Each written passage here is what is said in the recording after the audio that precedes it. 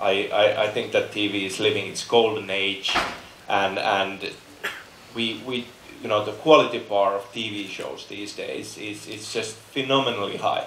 You know, beautiful, ambitious, experimental storytelling coming out all the time in TV, and it's a wonderful source of inspiration to me.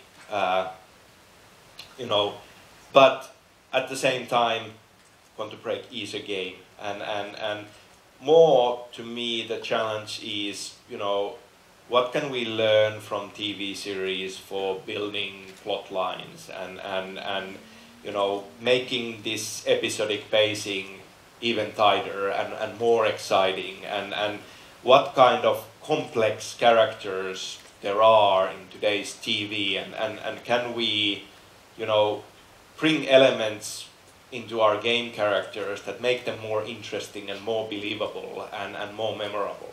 So that to me is kind of how I feel as inspiration TV is. You know, live action to me feels like it does have its place in video games as well. I think that wherever we go next, live action will be there in some form. Maybe not exactly how it is here, but in some form. I just also think that, you know, you can do cool stuff with it. So yeah.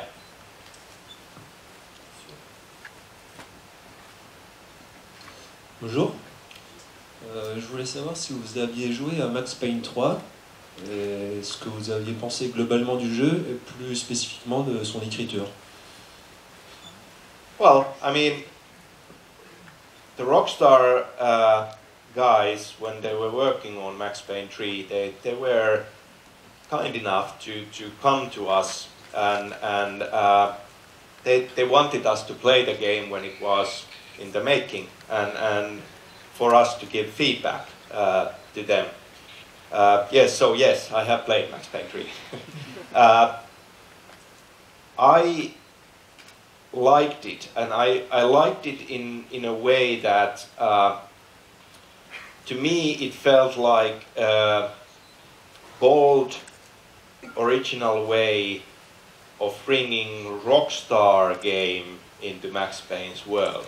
And I was happy to see that, because to me, you know, I was kind of afraid of the idea that what if they kind of will do Max Payne 3 and try to just mimic a Remedy game, even though obviously they have their own way of making things. So I was kind of happy with the idea that it was Max Payne, but it was very, very definitely a Rockstar version and reimagining of Max Payne.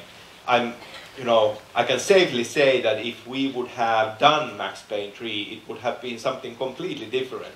But to me, that just feels like the right creative way of approaching things. That they should do their own thing, and you know, we should do our own thing. And if we try to, you know, mimic each other, I don't know.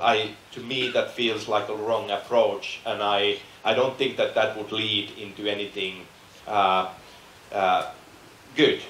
So, and you know, Dan Houser, I think, is a phenomenal writer, and also had an opportunity with him afterwards. They were creating the comic book limited series, kind of a prequel into Max Payne 3. He came to me and you know, asked that, you know, what are my notes and thoughts about Max's childhood. He doesn't know anything about, you know, how Max came to be the man he became in the games, and I was glad to, you know, talk it through with him, explain to him how I saw, you know, Max growing up, and then he kind of took that idea and put it into the graphic novel, and so we kind of collaborated on the graphic novel a bit together. Hi Sam. Hei!